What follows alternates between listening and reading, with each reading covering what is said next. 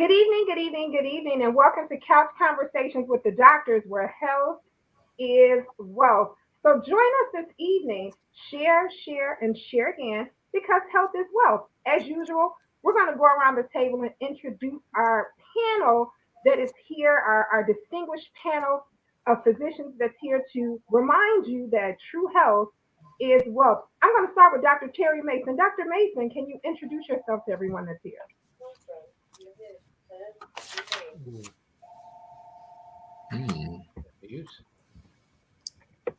Hey, Dr. Mason, we're not hearing you yet. I think Dr. Mason is muted.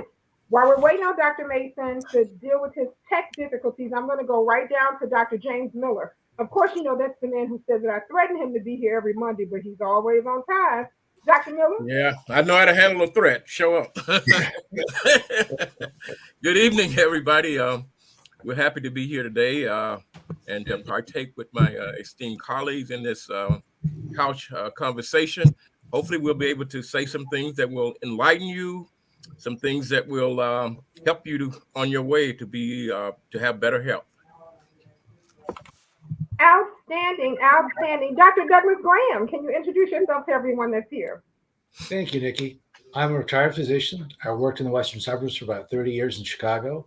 2 years I worked in the representative's office. It's a really amazing office. It's a real pleasure and an honor to be here with my colleagues. I'm going to try and answer your questions if I can. Outstanding, outstanding. Dr. Mason, did you get your tech stuff together? Y'all tell me. There we go. Yeah, Nikki, again, thank you and the Congressman for providing this forum. And it's always a pleasure to be here with my very esteemed colleagues. Not only do we give information, but I think sometimes I learn a thing or two. So I'm grateful to be here. Simply fantastic. Joe Harrington, the man with the plan. Introduce yourself to everyone that's here. Joe Harrington.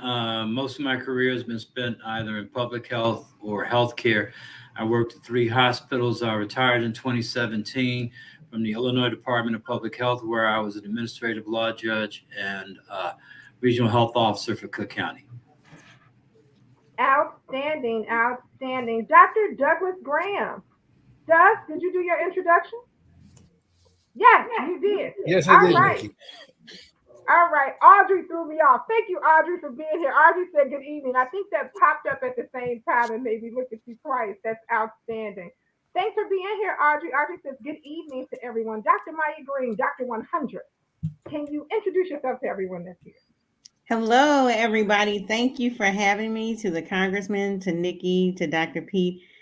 Thank you. And thank you to my esteemed colleagues who I learn from and the community I learn from every day. I am here representing all of Chicago, but especially that, let me just kick it off, especially that best part, the South Side, let me just, and just thankful to be here. Apparently I love how we have education, but we also enjoy it. We are real humans talking to other humans. Today is Hats for Fun, and I'm just glad to be here. All right. Hey, Gwen, how are you? Gwen says hello to everyone. Gwen is speaking and saying hey to everybody. To the man who thinks he's really Wolfgang Puck. That's our fat guru, our healthcare guru, our weight loss guru, that internist, that family practice doctor, Dr. Tony Hansen. Yeah, guys, I'm always excited to be here. And I spend a lot of time talking about, diabetes and obesity and things like that when I'm in my clinic. But, so excited because tonight we're going to be talking about our babies, our children. And guess who's going to help us have that conversation? That's Dr. Jasmine. So welcome, Dr. Jasmine, to the conversation. Good to see you. And looking forward to an engaging conversation. So thank you for having me, guys. Outstanding, outstanding. To the guy who set the tone for us to wear hats on this evening, our very own Dr. Pete. Dr. Pete. Hey, Nikki. Again, to my esteemed colleagues, I'm happy to be here. I learned so much from them. I appreciate the Congressman and yourself for putting this on and helping the community empower themselves. And so we're not here to replace your doctors. We're just here to help supplement any information that we share with you, please share that with your doctor before you stop any medicines or anything like that. And I'm looking forward to hearing Dr. Jasmine talk. Her and I had the pleasure of working together at Near North, and I'm just happy to know her, and I know how committed she is to the community. So I'm looking forward to this as well. Outstanding. So Linda Johnson says, good evening, everyone. Let me put my hat on. That's right, Linda. Get your hat and put your hat on. Shauna Smith says, good evening from the Jacksons. That's Shauna Smith Jackson. And Shauna has her hat on. She just texted a picture with her hat on. So Shauna has her hat on. All right. Dr. Pete has us trending this evening. To our very own Dr. Jasmine, who's a world traveler. She's been gone. She's got married. She's been traveling. But she's back and she's here. Jazz, introduce yourself to everyone that's here and that has missed you. Absolutely. I miss everyone on the team. I have just taken some time, a sabbatical. I am happy to be back. Thank you, Nikki and Congressman. I had a patient the other day who told me how many years Congressman Davis was in or serving for the city of Chicago. And I was like, wow, right? So it's a pleasure to be back. Today, I'll be talking about what I do, the youth, the babies as a mental health provider. I miss Dr. Pete, Dr. Hampton, and everyone here that I haven't seen for a while. So thank you so much for having me today. So. Outstanding. So before we get into the depth of a conversation, Audrey said, let me go get my hat. I'm a team player. All right, Audrey, go get that hat. Go get that hat. Miss Leek says, good evening to everyone. And Linda Johnson says, she's missed you, Jazz. She's missed you so much. Jacqueline Cooper is here. She says, good evening to all. So glad to see the PCP Dr. Hampton. He is truly a wonderful and caring physician and person. Mary Ballinger is here. And she says, good evening to everyone. Before we start our conversation, let's start our conversation off with a great surprise that Dr. Jasmine has for us, and she's going to tell us all about it. Go right ahead. And Dr. Jasmine, let me, wait, as you introduce your topic, I want to throw up the slides because I think that that way people can see and hear. So I'll do that. I'll share the slides on your behalf. And as I'm doing that, I want to just only say, we're all just thrilled, excited, and just terribly happy about what you've achieved. And I just don't know what else to say but that. So I'll give this a second to load. If it doesn't act right, I'll do it again. So let me try it again. But I really want to just say that we are just thrilled. So let's try it one more time, see if it'll cooperate, because technology has a way of making life interesting, to say the least. So let's see. Hold on for a second. And maybe what we can do is, let me see. Here we go. Open it up. Technology. You know what I'm saying? So let's see if it'll come. But I just want to say we're proud because when I thought about this ideal of our children and their ability to have access to information, and I think about the population that we have in our country, it's amazing how we don't have representation. So I think that what we want to do is we want to increase representation. And if we don't do that, then people won't have the opportunity to feel good about themselves. And I just think that that's really important. I know for me, some of my patients won't even feel comfortable unless they literally come through the door looking for a doctor who looks like them. And although that should not be required, it just is. And so I just hate that we have to think about it that way. But so while I'm working on the technical piece, I'll just let you start talking. I'll keep trying to get the slides to come up. They're just not behaving right now, but I'll get them up in a second. So go ahead and just start sharing some of your thoughts about, this project that you have. Yeah, thank you so much, Dr. just for giving the beginning spiel. There's a book that I thought about last year while I was taking a sabbatical. And for those who are listening, sabbatical is a period of time where you kind of take a step back, pause, kind of reflect on your life, and not necessarily say, hey, what am I doing? Right? For me, a sabbatical was like, how can I make a difference, right, with what I'm doing, and also gain clarity about how I'm going to move forward in life.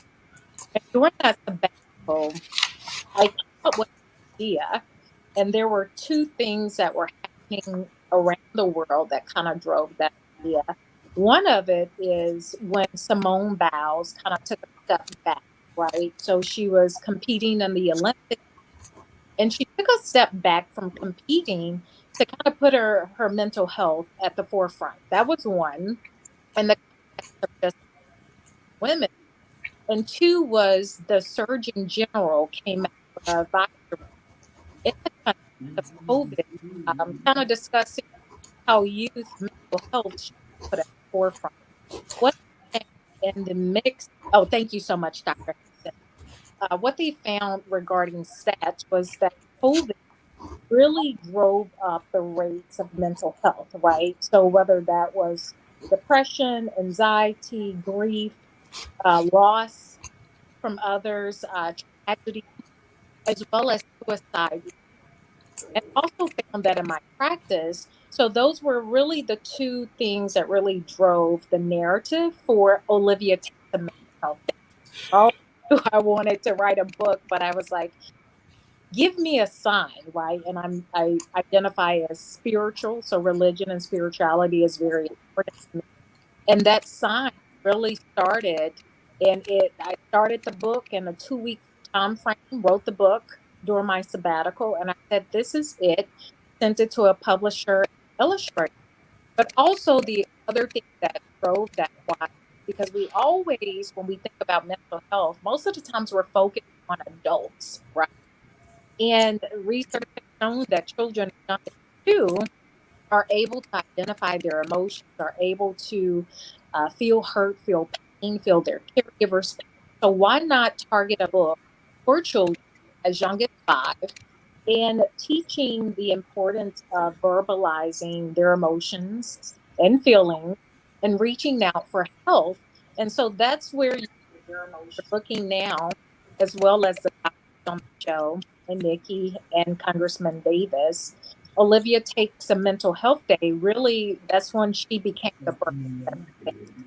I also looked at the stats when you think about children's book authors. When we think about children's book authors, there are many. But when we look at the data that we're really looking at, thank you, Dr. There's a need, right? So if you look at the right, it shows 2019. And when we think about representation of BIPOC or Black characters, we need more of them. And then let's touch even farther. Mental health, um, books are about mental health that have Black characters or brown characters. That was really more important for me as a licensed child pediatric psychologist. So I made it my baby, and this book has been out possibly for the last 2 months at this point, and I've been promoting books the uh, where I am now. I don't want to talk about Olivia. Okay. I want to stop there. Doctors, do you have questions as I talk?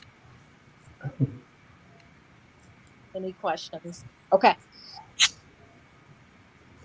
Now, as you can see, my why, you're looking in the why is the narrative was inspired by Simone Biles, as well as the Surgeon General's report, and most importantly, to highlight uh, there are racial and mental health when we think about COVID. So that's the why. I want to show some pictures of the book. If you could go to the next slide.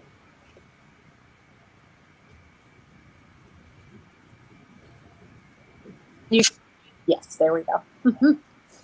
All right. I wanted to briefly talk about why representation matters. If you're a parent, why? Okay, if you're listening right now, and even in the context of therapy, okay, if I'm breaking up, hopefully I can talk coming. Uh, can you all hear me, or is it still breaking up a little? It kind of goes in and out. It's not bad. It's just that there are moments when it breaks up a little bit. So maybe, I don't know, if being a little closer to the monitor, the computer, maybe that'll help. Okay, I'll try to talk louder. When we think about representation, a lot of my parents in therapy and research has suggested that representation matters. Books and medias, right? Uh, Children, when we think about children, they want to see people and adults that look like them. For example, I had a book launch, right? And I have this book. If you look on my wall, it's right back here. And as soon as brown girls see my book, they say, wow, there is a girl that looks just like me, which really makes me happy in the context of mental health and being able to promote a book that also children are able to relate to. And if you can go to the next slide, Dr. Ham. I also want to kind of highlight the book. Who's Olivia? So if you can see this page, you see Olivia, she's on the right, and she is supposedly be watching Simone Biles compete in the Olympics. She's a 9-year-old, bright-eyed girl, and she's an aspiring professional gymnast. Of note, in this book, she is faced with a number of stressors, including being diagnosed with diabetes, type 1 diabetes, which is prevalent. That's a prevalent diagnosis in children, as well as type 2 diabetes. But over time, and in the context of the story, she becomes stronger or resilient by connecting with her parents, her caregivers, her doctor. She meets a psychologist named Dr. Sellers. He is supposed to be Dr. Searcy-Pate.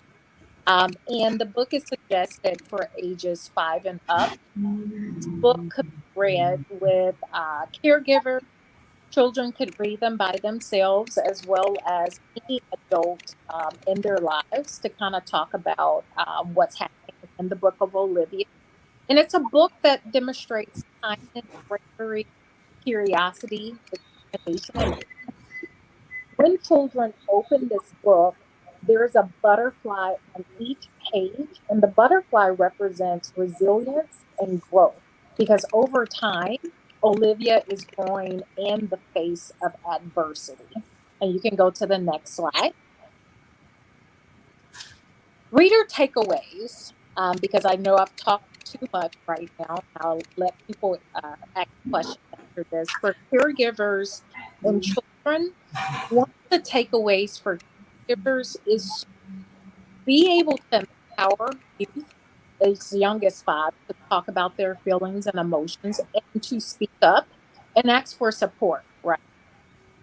Also, another takeaway for caregivers is to ensure that every child has access to high quality, affordable mental health treatment that's culturally competent, right? What we know about Chicago, there's a huge wait list for mental health providers in the city of Chicago. And it's not uncommon for there to be 3 to 6 months wait at any given time.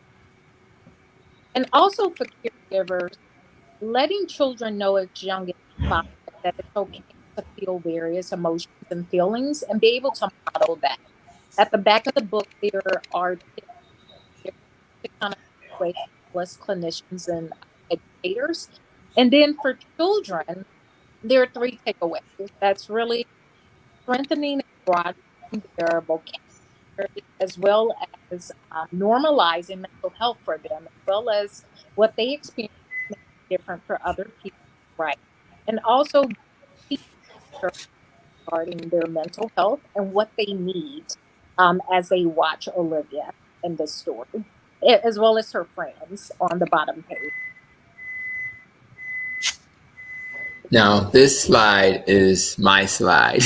Yes.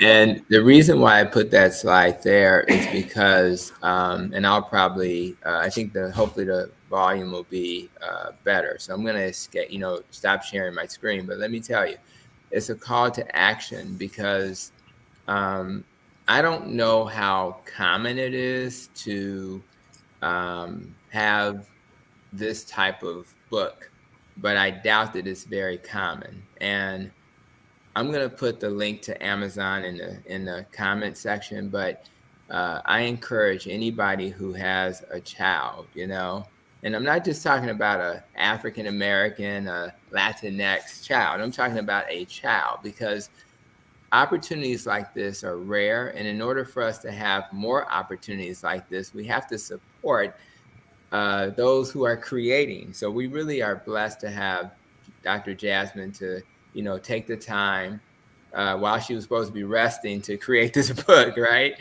but the point of it is, this is kind of a big deal. I remember when when Jamie Foxx came out with Annie, I almost had like tears in my eyes. I remember when Disney made The Princess and the Frog, first person to, frog of African American at least. That's a big deal.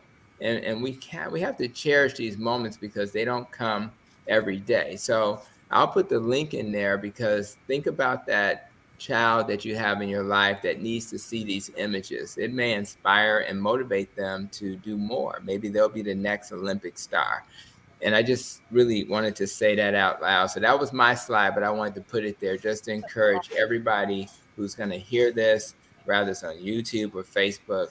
Let's get the word out. And by the way, I'll say this before I let my colleagues speak and let you conclude.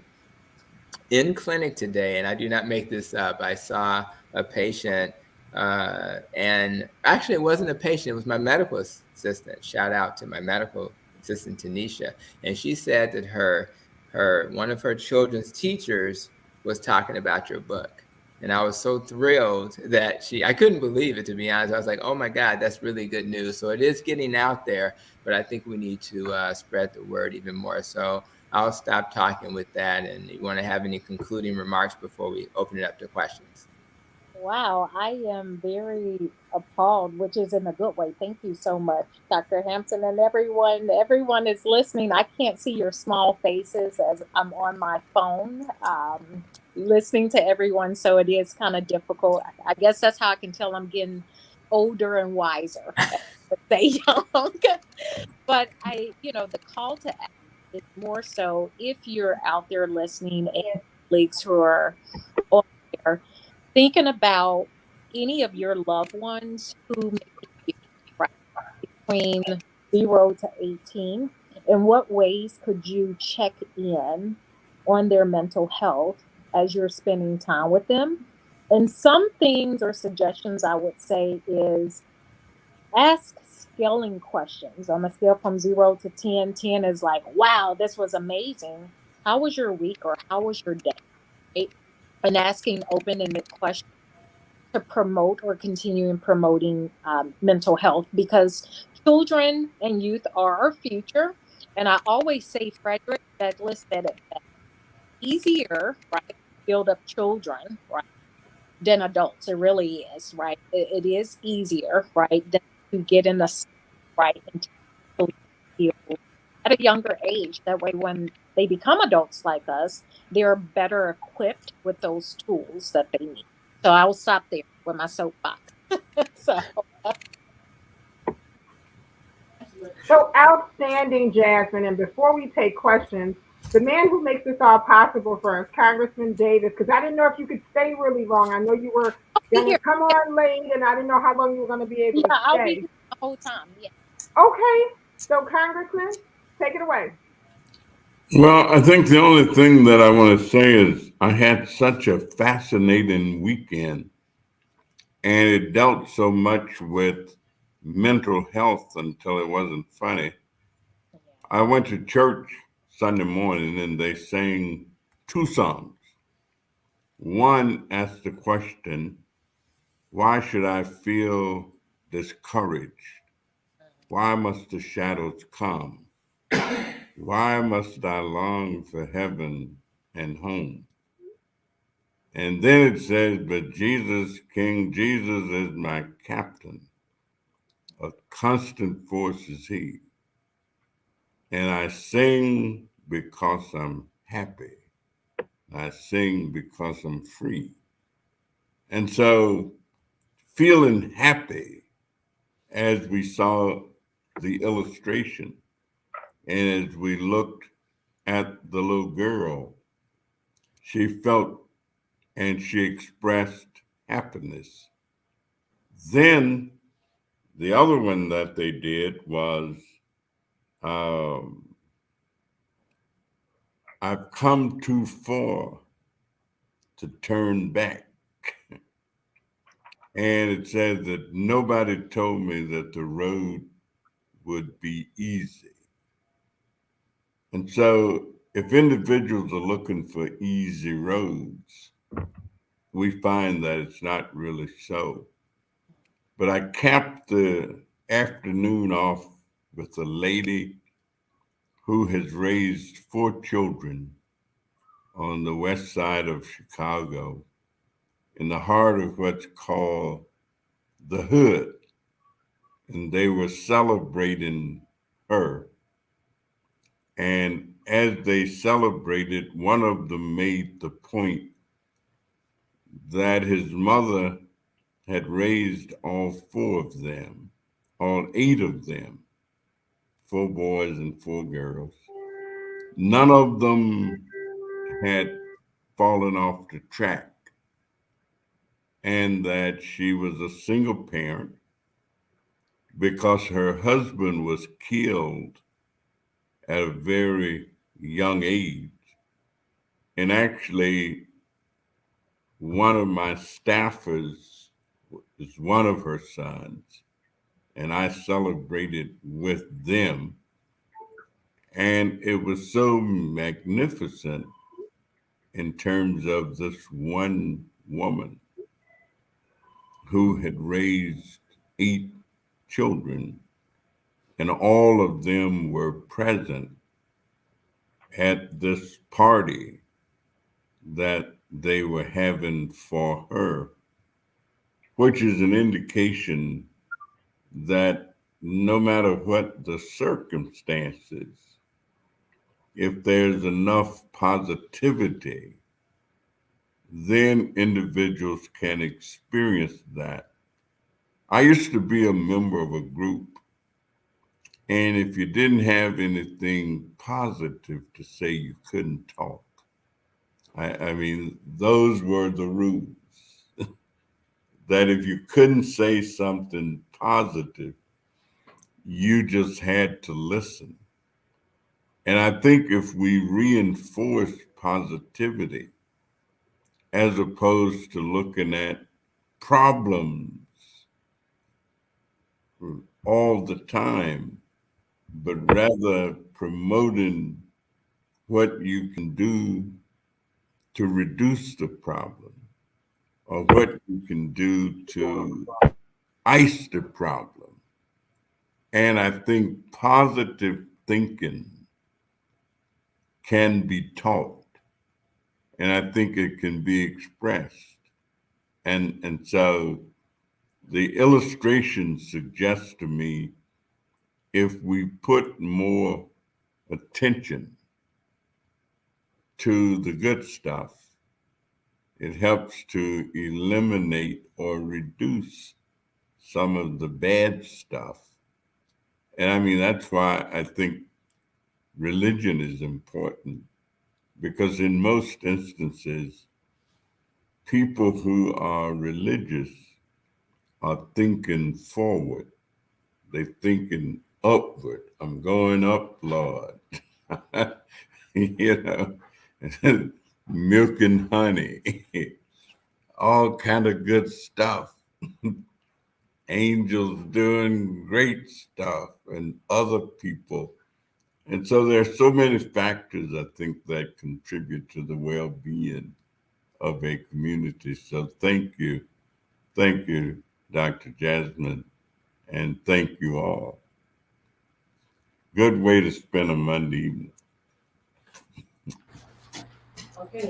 Yeah, I just want to say, first of all, I am very proud of Jasmine, Dr. Jasmine, and even if you don't have kids, this is a good book to buy and buy several copies to give to people for schools, people that do have kids. Just what I found personally is that, and this is a part statement and question for you, Dr. Jasmine, for our community that has experienced so much trauma, and there's a balance between resiliency, and screaming, "I need help," and I don't know if this generation has learned that none of us made it here on our own. We didn't do it. And so at some point, I had to go to somebody to say, I need help, rather if it was my line brother down the hall who lived down the hall from me, or my mentor, Dr. Mace. So that I had to go ask somebody for help. Now, with this generation, how do we teach them how to ask for help? Because yes, I want to check in with you, but at some point, I need you to check in with you. And so anyway, if you could share what do you suggest that we could do to help teach our younger generation how to reach out? Yeah, that's a good question, because it's like this generation, from my experience and what I hear, are oftentimes going to social media, TikTok, groups, Discord, right, to connect with others and feel a sense of belonging, right? And to some degree, I have teens who come in here and say, "Hey, let me see the person you're talking all the way in Texas on Discord," right? But I think parents, the question, Dr. Pete, that you're asking and other caregivers ask is, how can we have them to reach out to us, right? Or reach out to their family members or people that they see daily, right? Outside of social media. And I think it starts with modeling, right? And us checking in and asking those scaling questions, but being able and strong enough to show when we feel discouraged or uncomfortable emotions ourselves. If we're crying, if we say, "Hey, man, today was really rough, but I really want to tell you about my day, little Jasmine," right? And modeling those emotions so that we can create a safe space and supportive environment for our kids or youth to do that, right? Because one thing this generation I do hear is saying, "Hey, I don't feel safe." Not safe because they feel like they're going to do harm, but safe, or feel like my caregivers are supportive enough to understand what I'm feeling, right? I want my caregivers or parents or educators to just listen to me and not come up with a response, right? Just being present with me. I think that these are several ways, not all of the ways, that we can be supportive and kind of help continue to support our youth in the right direction. So, yeah. Tough. Yeah, I have this is Joe Harrington. I have a couple of questions, but I want to start because there was a term in your slide, BIPOC, that I know what it means, but I don't know if everybody that's viewing this program or is listening knows what BIPOC stands for. It's Black, Indigenous people, and people of color. Mhm. So it covers a broad spectrum, but a lot of times, particularly in the professional community, we talk in acronyms and people have no idea of what we're saying, and so we lose them very quickly. But I'm going to frame the two questions that I have. One is, we talk a lot about mental health, but people don't often define what mental health is, whether it's good mental health or bad mental health. And mental health speaks to your psychological and your emotional well-being. So I'd like you to expand on it so people could have a better understanding of what mental health is and what we might consider good mental health. The other thing is, there's a stigma associated with mental health or mental illness. And maybe there's an opportunity at some point in this conversation to destigmatize the term mental health, because all of us sometimes have bad days. All of us sometimes become a little bit depressed. And as Will Smith pointed out, sometimes we can act a little crazy. Mhm. So that's not uncommon. So if you could speak to those two issues. Yeah, I would say mental health, or, if we use the term of how are you doing regarding mental health, or what are you doing to promote your mental health, or what are you doing to help yourself with your own mental health? I refer to of it as more so taking care of your mind and body, right? So when I think about mental health, I think mind and body. I'm feeding my temple. I'm having all the liquids that I can. I'm challenging any uncomfortable emotions and thoughts that come to mind, as Representative Danny Davis, the positive mindset. I am recognizing and taking a step back, right, to feel in the moment if I'm feeling sad, if I'm feeling worried about anything, and I'm addressing them, whether that's engaging in meditation, working out, reaching out for support. I'm not isolating myself, right?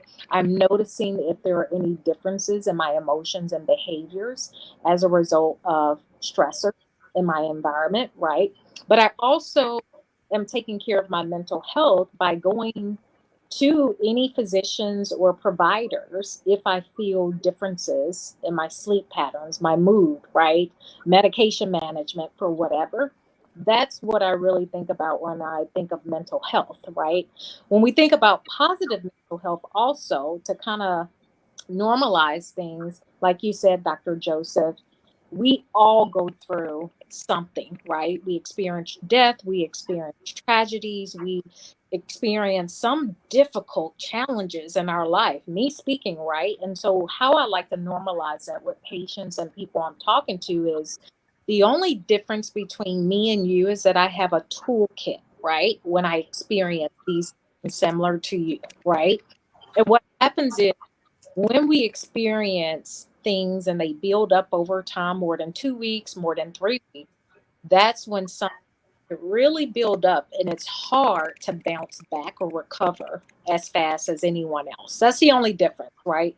We're not immune to feeling anything, right? And I make sure that my patients, caregivers, everyone that I'm speaking to, students, when I'm teaching, know that, hey, if you need, take a step back, communicate what you need, right? And know that it's normal to feel overwhelmed in all of this, but you got to stop and think, what can I do to help myself? Or how can I reach out for support when I feel these signals and when I feel that things are off for me?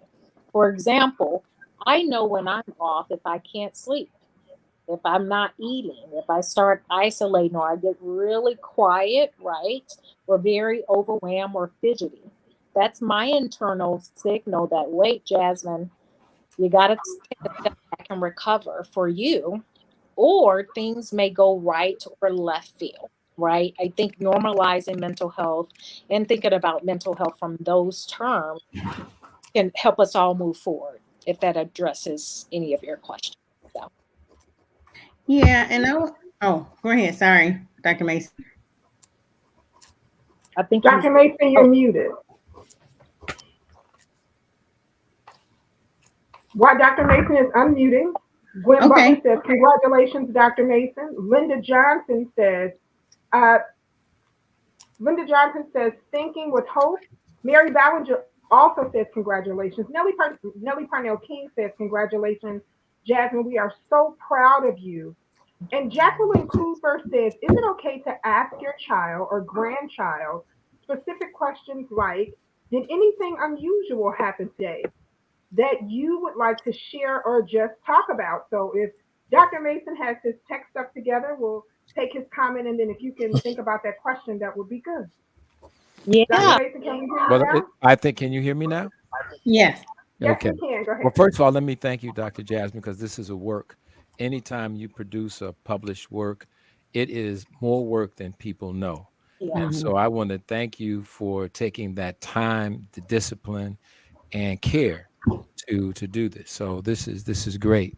One of the comments I just wanted to make, and maybe it's because I'm old, but we used to have a thing when I was growing up called community. I mean, real community, where everybody's mom on that block was your mom, everybody's daddy on that block was your daddy, and you had friends that were neighbors. That oftentimes a lot of these things that I think a lot of children are maybe turning to some of the social media for, but you had a real person that you could share that with.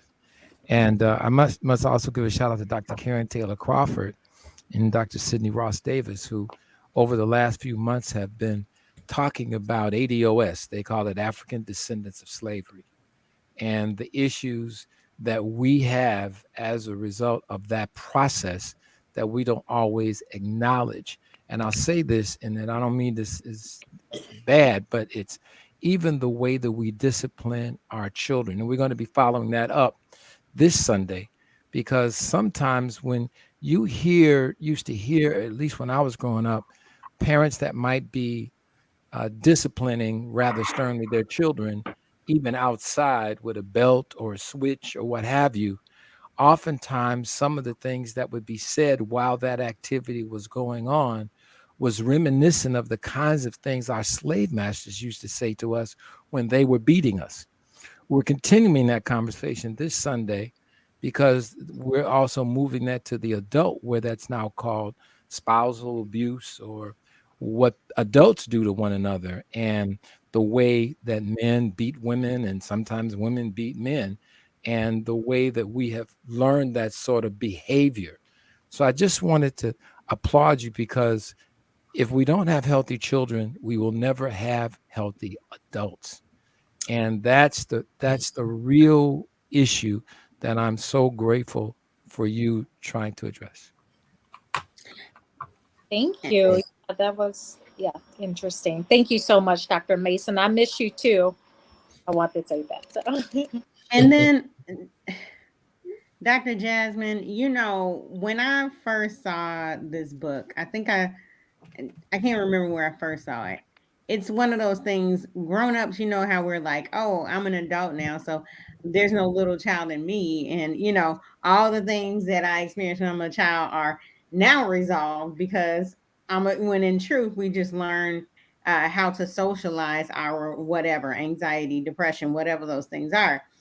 And Dr. Hampton mentioned at the beginning, like, get it for a child. I mean, if you know how you say asking for a friend. Olivia's our friend. We might want to get it for our friend, because I find the concepts you talk about are still present in adulthood. Absolutely. It just kind of sometimes takes the edge off when you asking for a friend. We talking about Olivia, you know what I'm saying? And so this, the concepts are good for all ages. And I love the sprinkled support kind of in there, and how Olivia is us. Olivia is a person with other, like, with a chronic, illness and things like that, and kind of navigating that. Also, you address what a support system looks like, because when you are in a minoritized or traditionally underserved community, a lot of times we're like, get support. Well, what does support look like? I don't know. You know what I'm saying? I don't know. Like, go see like, go see whatever. And what does a support network look like? And it might look different for a lot of people, but I love that you trying to kind of drop those nuggets so we can read it and be like, okay, Olivia got that person. Okay, let me see where, that is in my community and things like that. I really feel like it's well-rounded. And, for all of those of us who are asking for a friend, we thank you. Oh, thank you. I'd like to just make a couple of comments. One of the things that I think Dr. Hampton said is that all of you all that got children, get this book. Listen, all of us need this book, because if we don't do things to create a comfort among ourselves and among others, then our children or the young adults or young people that we're around are not going to feel comfortable with being able to, even if they're having difficulty, to express those things and feel like it's all right to do that.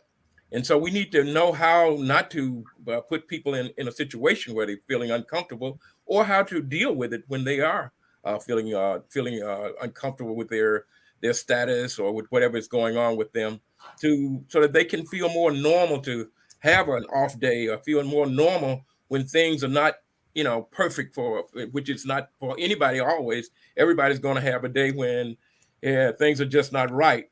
So all of us learning how to be able to accept each other and to be able to relate to one another is so important. And so I think that I'm waiting. I haven't read the book, and I'm certainly planning on reading it and sharing it as well with others, because I think that as we look around and we see different situations and talk to people, one of the big things that we always probably recognize is how we all in situations where we don't know how to respond to someone who's in trouble or having difficulty. And sometimes we don't say anything when we need to say something, and sometimes we say the wrong thing when we need to be quiet.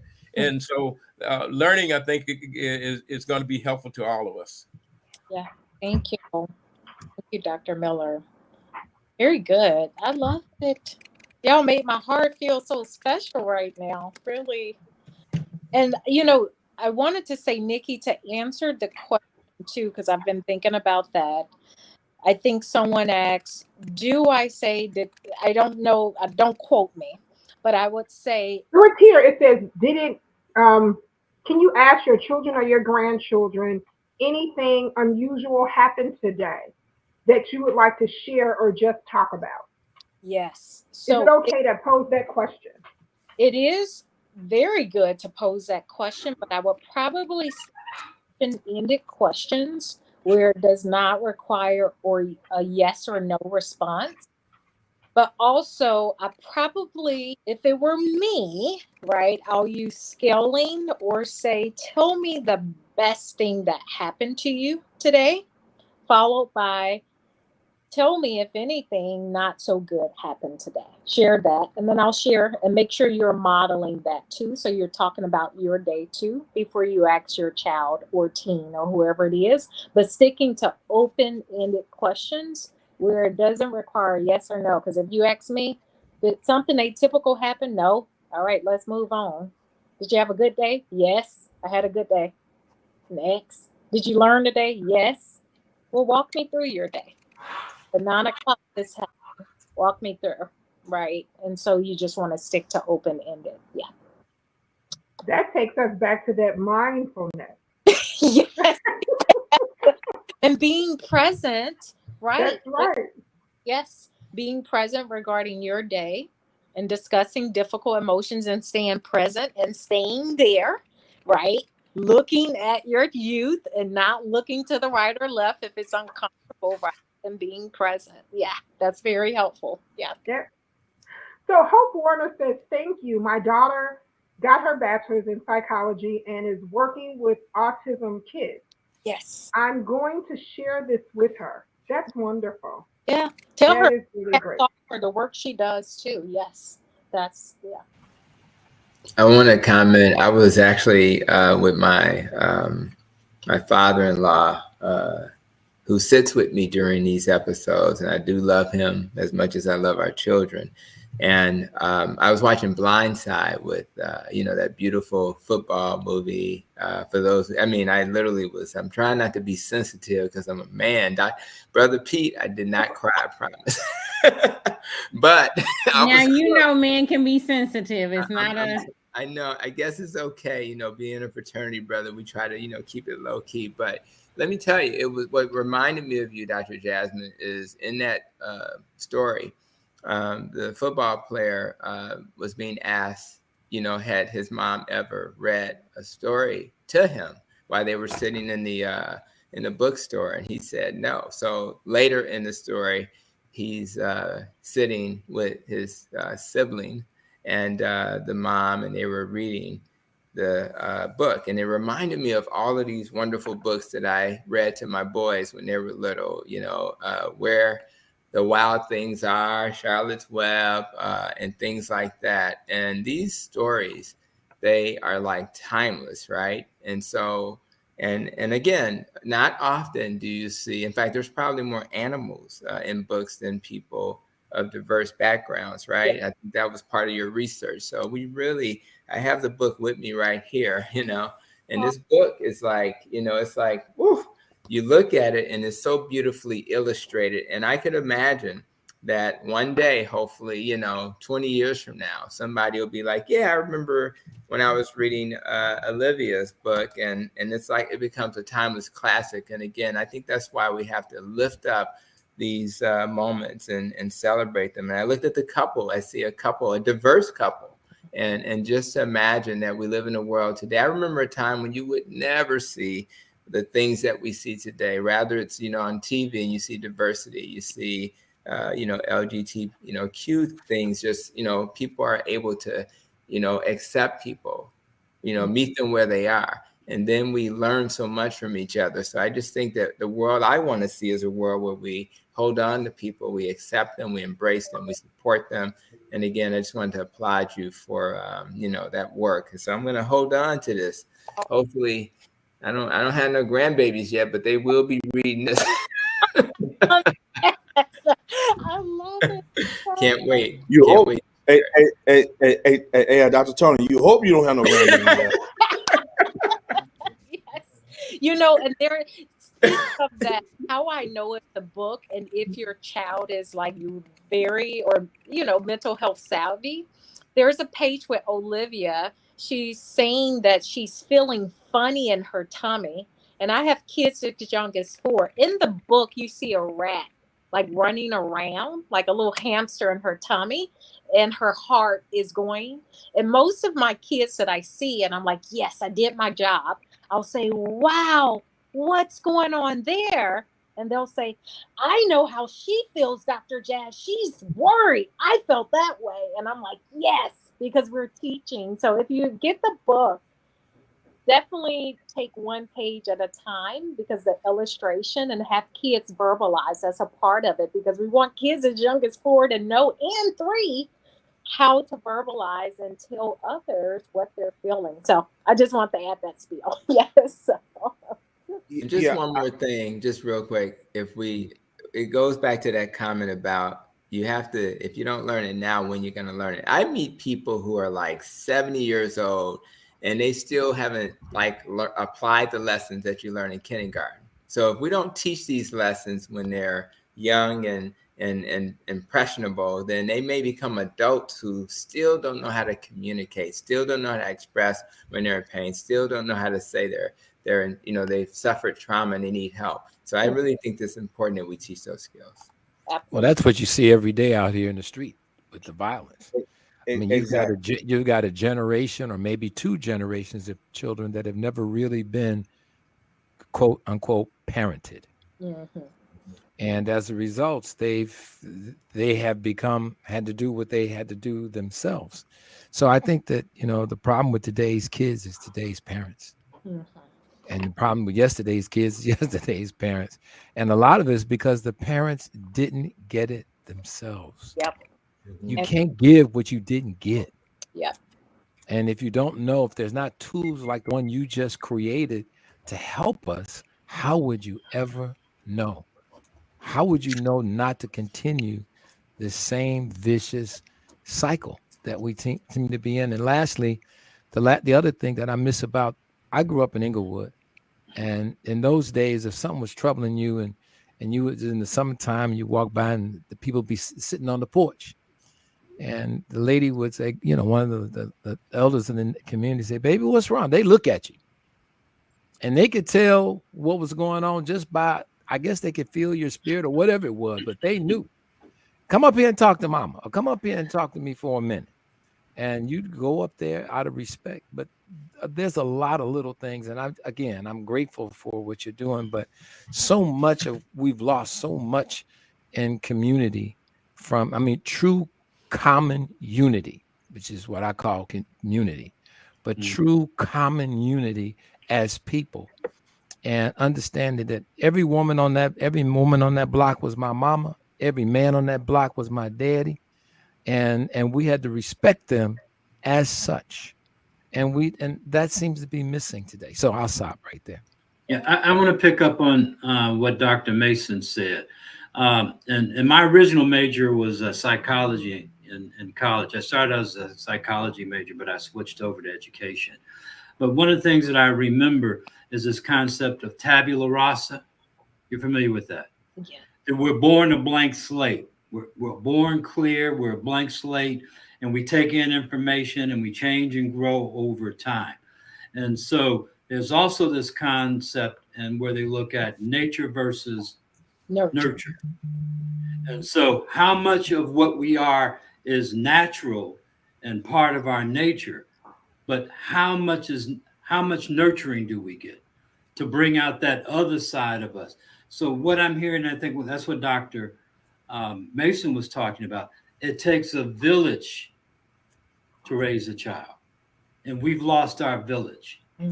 So children are raising themselves, and we have problems. And then ironically say, why are we having all these problems? It should be obvious that we have problems because we've lost that sense of community, and we're no longer nurturing others and building those type of relations moving forward, either as children, teenagers, young adults, or adults. Well, Jack, I'm sorry. Go ahead. No, I was like, that's a great point. It's just a great perspective. Well, Jacqueline Cooper says, congratulations, Dr. Jasmine. Thank you so much for your insight. Doreen Morrow is here with us, and she says, hello, hey. Jacqueline Cooper also says, I will definitely be purchasing this book for my granddaughter. Wanda says, I love the recommendations to ask the open-ended questions. With my nieces and nephews, you're exactly right when you say, if you get one-word answers. So that open-ended question really resonated with her.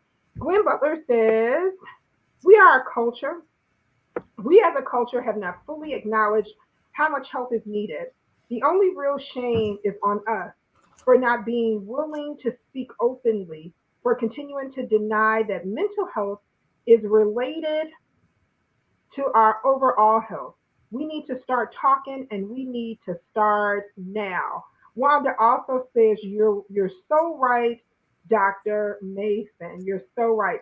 So I know you guys hate to hear me say this because this conversation has really been stimulating. Sister Bonnie, you got in right at the end. She said, getting the book for gifts. All right. I know you guys hate to hear me say this, but we've reached our time. Right when it gets really good and it's hot out and starts sweating. So it was really getting good, but we have reached our time. And as we do all the time, we're going to go around the table and we're going to ask, what is our until next Monday? What are your thoughts until next Monday? What will we leave everyone with until next Monday?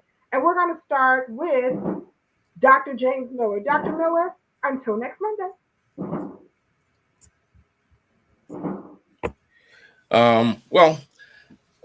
It's been a really an enlightening evening, one that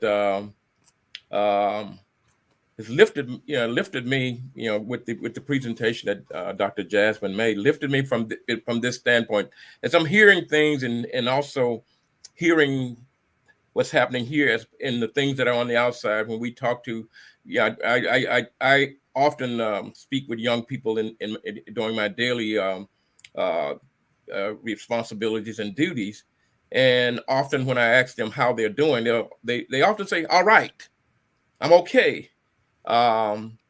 When their body language is saying something different, and during those times we try to make them feel comfortable to open up, and if they will. But I think that that's a process that we all got to learn how to do that, how to allow them to be comfortable and express what it is that is bothering them, what it is that has them upset if they're upset. And so I think that for us all, trying to improve our ability to relate to one another and to add whatever we can to our environment and to our community to make it a healthier and a safer community.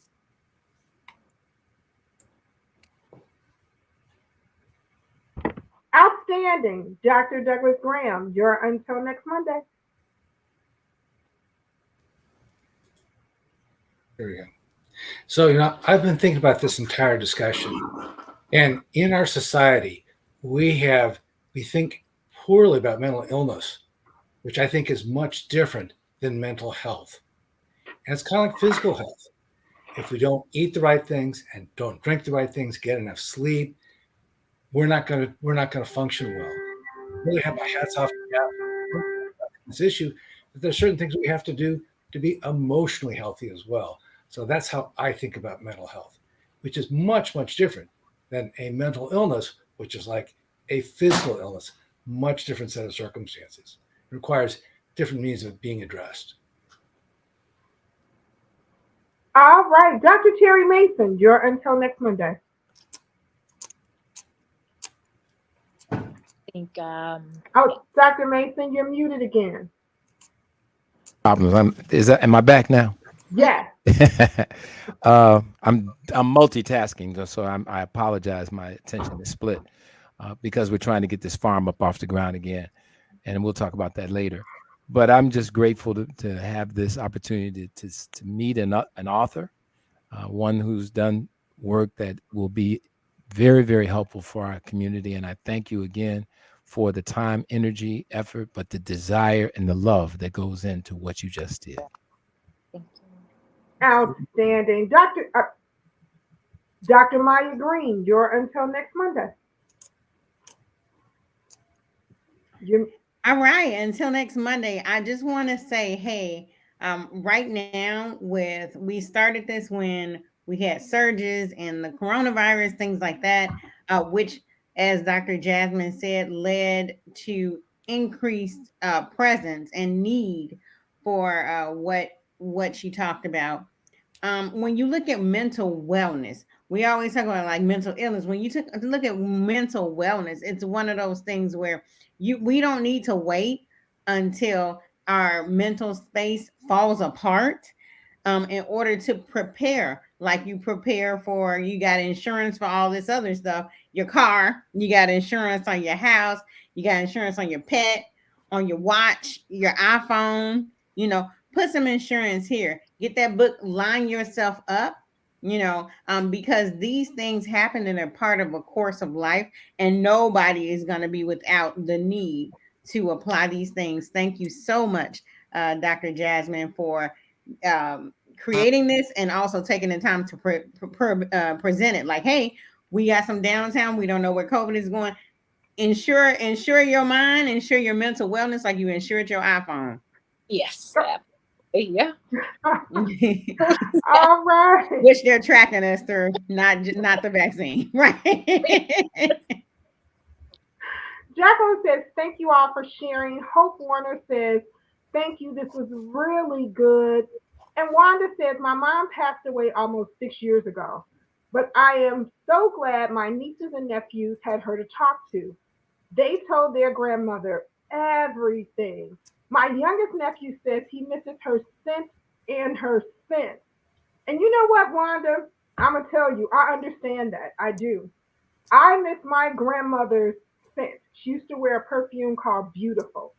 And I remember that scent. It stays, if I can go in any department store, if I smell Beautiful by Estee Lauder, it stays with me the whole day and I think of her.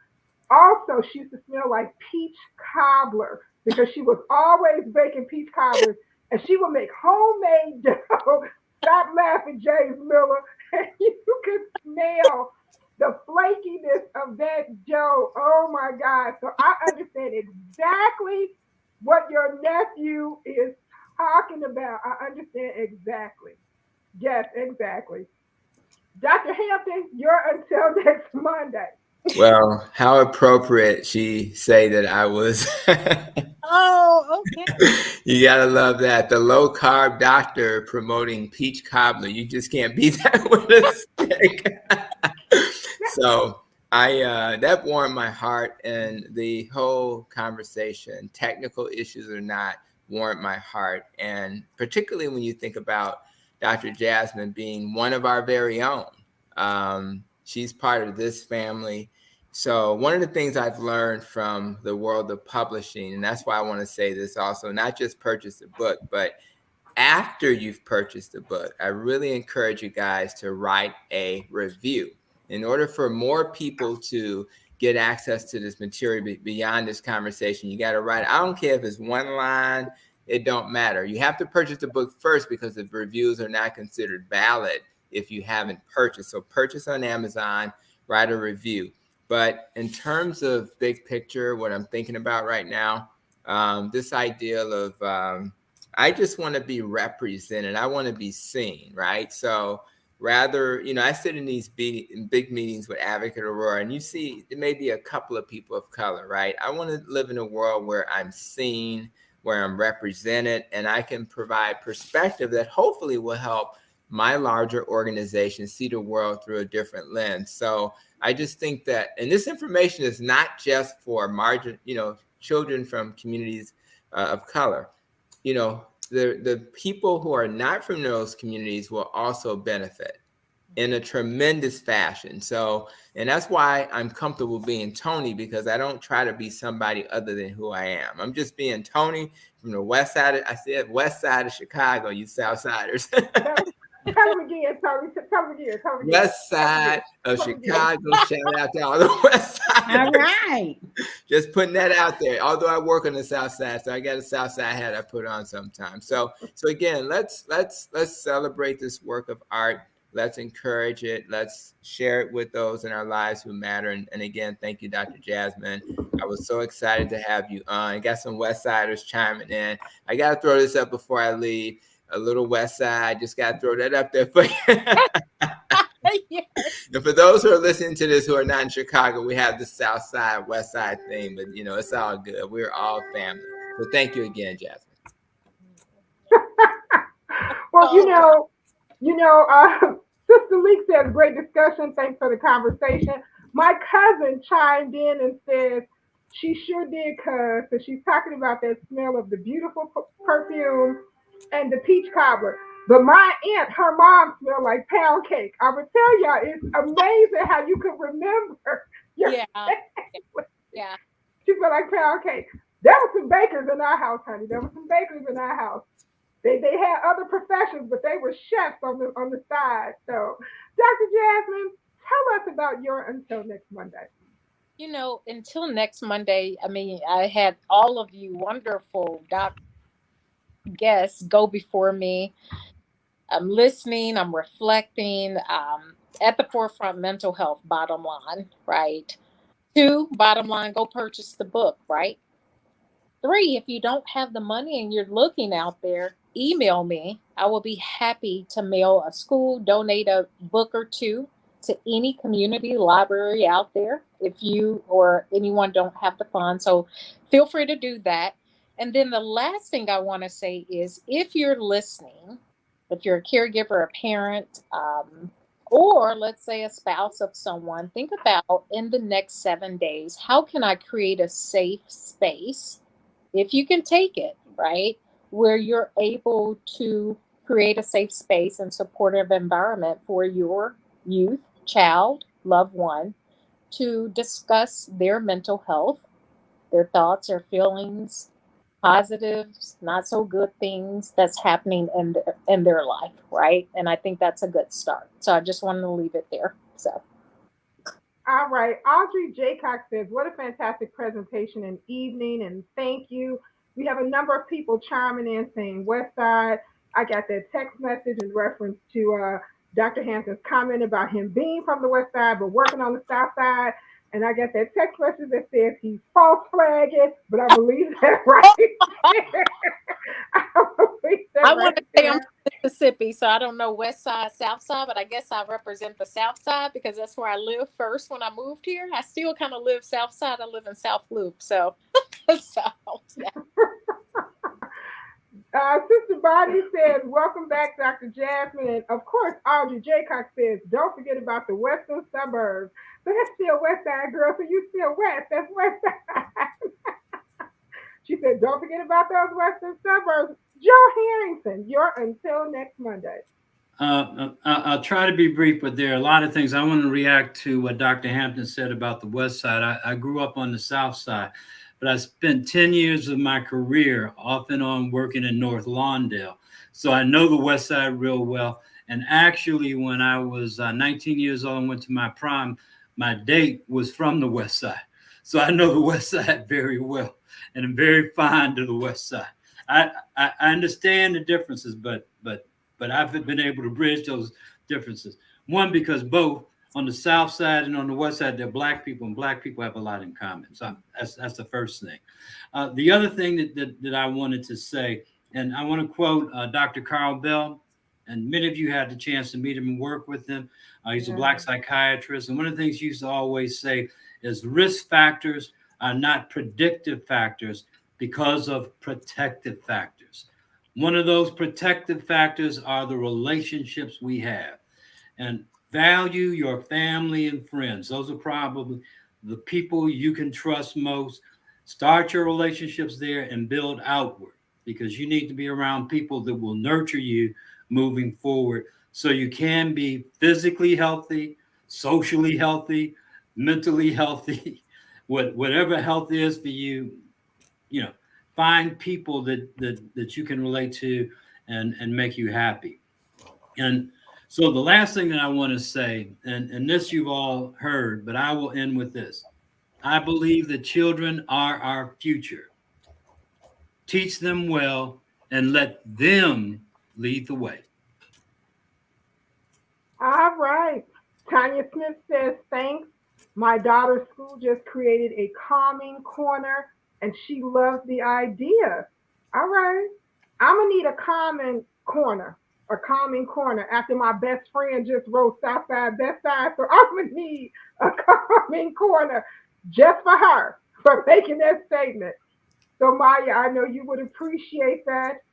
Sister Ward put up here, South Side is the best side. She's going to need a calming corner. Miss Scott said, Dr. Tony, I've learned a lot tonight. You are a wonderful doctor. May God continue to bless you. That is so sweet. That is really sweet. Congressman Davis, as always, we just want to make a few reminders to everyone. Join us next Monday, same bad time, same bad channel, right here for Couch Conversations with the Doctors, where health is true wealth. But we also want to remind you, don't be fooled. Coronavirus is still here. It is still live and flying through the city. Miss Rona is still here. I actually had two friends who are police officers who tested positive today just because they thought they had a common cold, and they got tested as a fluke and found out that they were positive. So remember that coronavirus is still here. And if you are not in a situation where there's herd immunity, we want to remind you to do a few things. Always make sure you wash your hands. My demonstrator is here. Dr. 100, how do they wash those hands? They make sure that they get all those crevices. And don't forget that thumb area. Don't forget it. Wash those hands. Also, make sure that you stay 6 feet distance. If you're in a position where you don't think that you have reached herd immunity, make sure that happens. And for all of my people who usually do our mask presentation, remember, mask goes over your nose and your mouth. If you are in a situation and you, thank you. If you are in a situation and you do not know or cannot trust the surroundings, make sure that you get your mask and make sure you wear it properly. And it's okay if you do. The congressman posed a question a couple weeks back. How do you tell people that you don't want to take your mask off?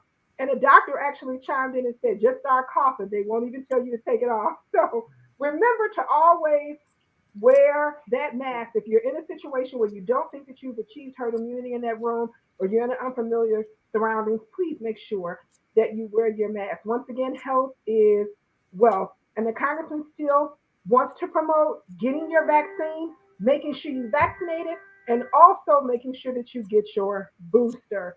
Congressman, as always, take us home. And Joe, show them all the beauty they possess inside. Give them a sense of pride. And let the children's laughter remind us of the way we used to be. You know, it's been a great discussion, and it's good to see and to know it. You probably wouldn't believe it, but I've read to 2 groups of children in the last 3 weeks. I read to the group at the Character Centenary African Methodist Episcopal Church last Sunday. And it was so funny to me because many of the children had the same names as their grandmothers and grandfathers and aunts and uncles that I knew from years and years ago. And so it was just fun recognizing the children's heritage in terms of having known some of their elders. And then I did another piece with a lady named Miss Tamara Fair, who owns one of the largest early childhood education daycare centers in Chicago. And she is a tremendous organizer of early childhood education owners. And so, Dr. Jasmine, I got to put you in touch with them. They are doing some fascinating work with children.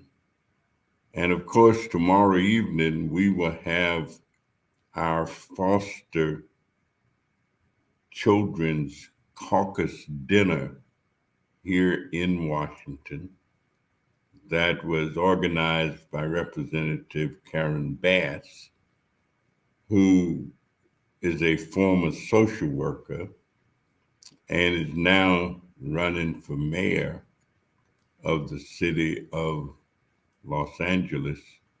But she organized this caucus when she came to Congress to deal with the needs of children.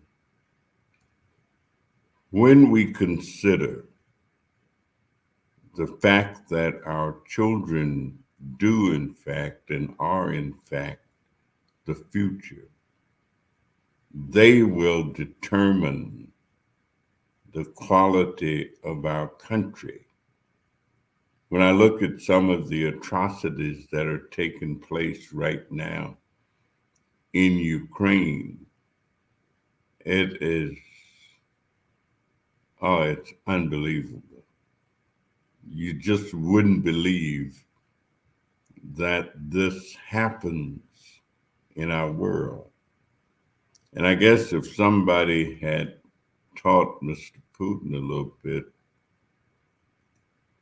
when he was growing up, he might have a different sense of being and a different sense of feeling and understanding. But I guess as long as there's possibility and hope. And I will also mention we really ought to be getting your book into the curriculum of our public school system in Chicago and other surrounding suburban communities and all. And of course, that's where the politics of life become.